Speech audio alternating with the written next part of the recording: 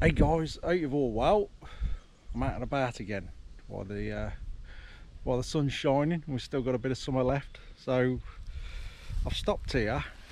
You can probably see a bit of a village behind me. That is the village of Eyam, and it's got a bit of a dark history, so I'm going to go down there and check it out.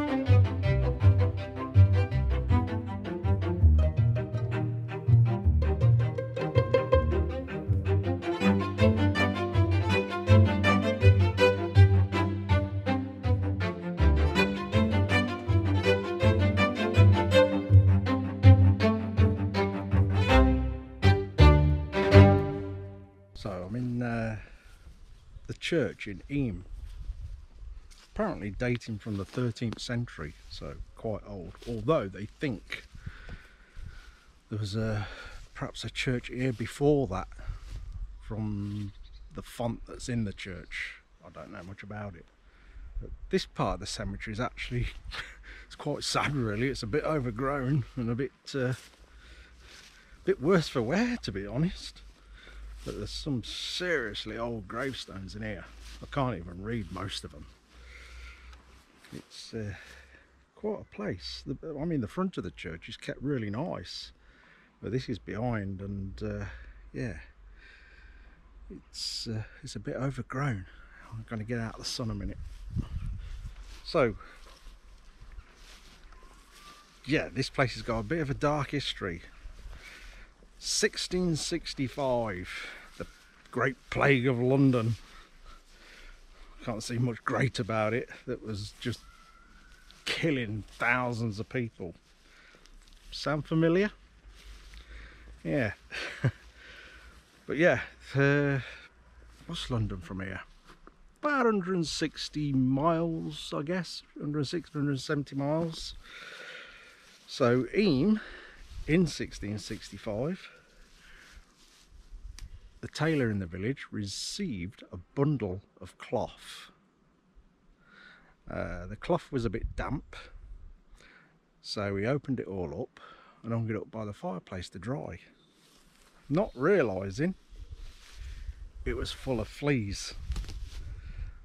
Obviously these fleas have been on rats, so they're on the rats, they're feeding on the rats, sucking the blood and stuff, and this cloth happened to be full of them.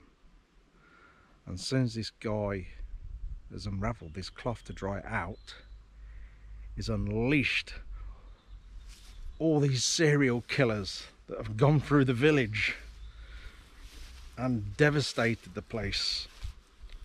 Not quite sure of the precise numbers. I think it was about 270 that it killed in this village. So the village, again, might sound familiar, isolated themselves from all the outlying villages. Lockdown.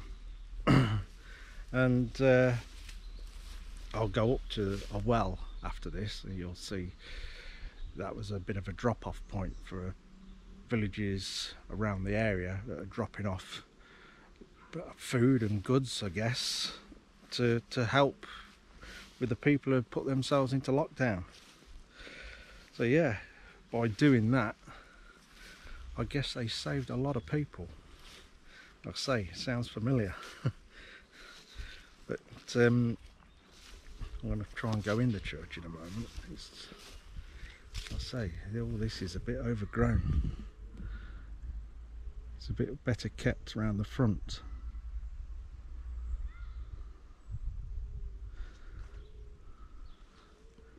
There's a bit of a extension of the graveyard out that way with more modern headstones in there. But these ones, I guess most of these, their relatives are long gone, so they just don't get looked after. So some of the writing on there, it's too far gone. In this one, the face of it's just all obviously weathered and fell off. It's very hard to see. Oh, it ain't too bad. It's November 3rd, 1901. Age 72. Yeah.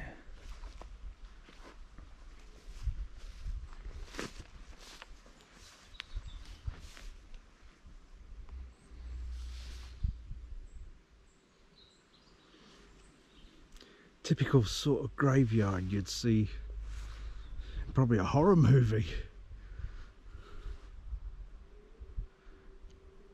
Would have been quite good to visit it at night, actually. Give it a bit of a different feeling, I guess. But round the front of the church there's a cross round there, 8th century, which was found locally. Sorry, I keep having flies going in my ears. Which was found locally and brought here. So we'll have a look at that in a moment. But yeah, 1665, they all went into lockdown. The reverend of the church, he sort of come up with the idea, I think, and everyone agreed. So they basically sacrificed themselves to save everybody else in the area. Because back then, you got the plague, it was a death sentence. So the guy who received the cloth, he was dead within a week. Then these little fleas, these little assassins, just made their way through the village and just devastated it.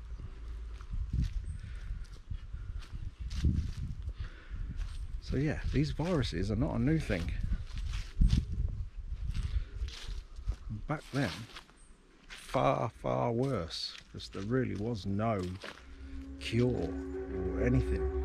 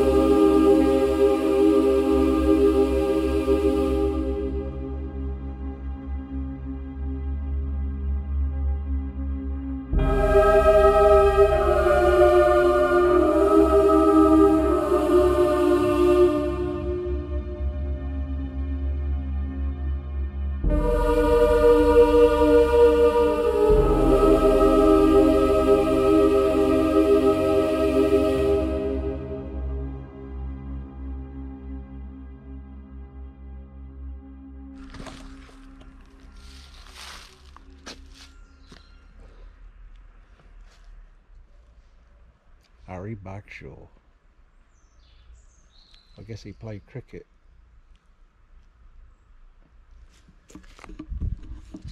I don't know nothing about cricket. I'm not much into sports. Well, any sports with a ball doesn't interest me really. So Harry Bagshaw, I guess he might have been famous, I don't know. Anyway, so there you go. The village that was just about wiped out by the 1665 plague. 14 months apparently they locked down before it was completely gone. Well, I guess they saved perhaps thousands of other people by locking themselves down. So yeah, it's not a new thing. Anyway, I'm going to jump back on the bike, go and see what else I can find. Right, I've just took a ride just outside the village, up an old pack horse route. That's the road I've just rode up, used by people transporting salt by the look of it, which was used for preserving food. So back then, obviously we didn't have freezers. Anyway, this well was actually used for the pack horses and not people. But during the times of the plague, apparently the outside villagers used to drop supplies here, and the villagers of Eyam used to put money in the water thinking it would purify it to pay for all the goods that are dropped here. It obviously didn't purify the money. There's actually money in there now. I can see a 50p. No, I'm not gonna get it. I'll tell you what though, it's that hot I could quite easily take a dive in there. It's not very deep though. Anyway, it's quite a nice area. So it's just outside the village, this is. I don't know if you can pick it up on the camera, but just up there I can see a chimney. I think that's an old lead mine. I might try and see if I can get to it, because it's well off the road. So you'll see where my bike is up there. So that's the old pack horse salt route, and that follows the wall line up here. I'm going to see, there's a line of trees here. I'm going to see if there's a driveway up to that chimney. Go and check it out. I can't find my way to that chimney. Might be another route into it, I don't know. It's hot. I've just stopped here in the shade for a bit. I walked down here thinking I'd find a cave or something like that, but there's nothing, not that I can see anyway.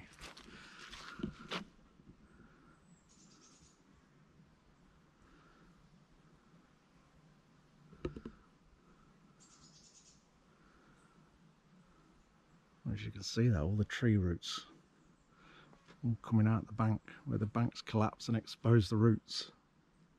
A bit like it here as well.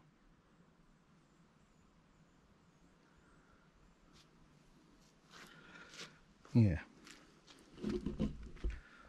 Sort of turned off the road on the bike into a little pulling bit. It was a bit muddy on what I thought. It's going to be interesting getting back out. Hopefully it don't fall over again. It's nice to have a rest from the sun though in the shade. You know them flies around here? Can't be me, I've had a shower.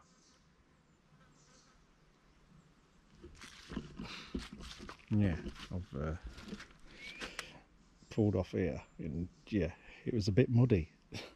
The bike was clean. Nice little lane there in the shade.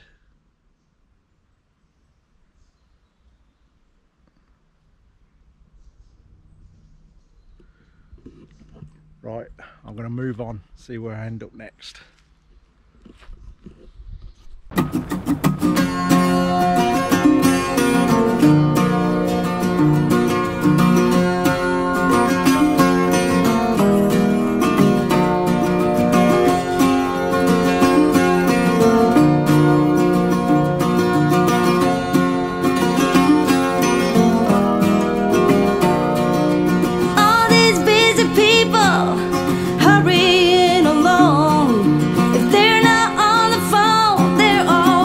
Something's wrong, making it important to be the first in line.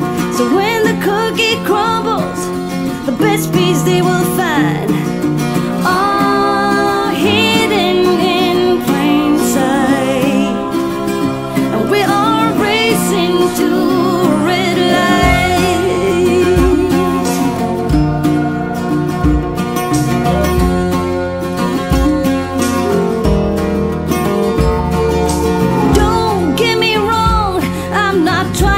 Swear free, I'm just as bad as you, and sometimes worries you see. But all this crazy, right? I'm looking for the breaks. Come join me in the search, I think that's what it takes. Oh, we're racing to a red light. It's right there before our eyes, somehow hidden in plain sight. And we're all racing to a red light.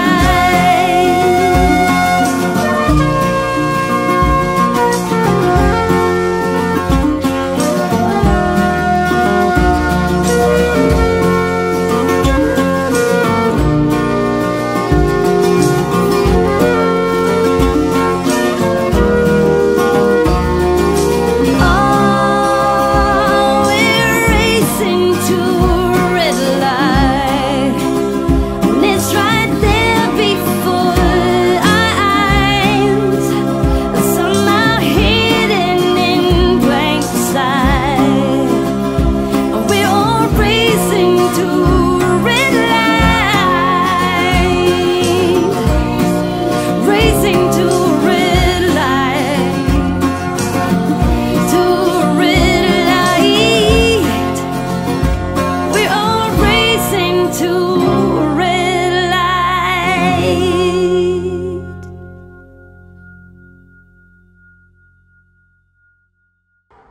I'm home. Yeah, it's so hot today, I started to get a splitting headache, so I started making my way home. So I was probably 100 miles away, thereabouts. And I pulled in by this lake halfway back and lay on the grass and fell asleep. I don't know how long I was there for, but it was starting to get dark when I woke up.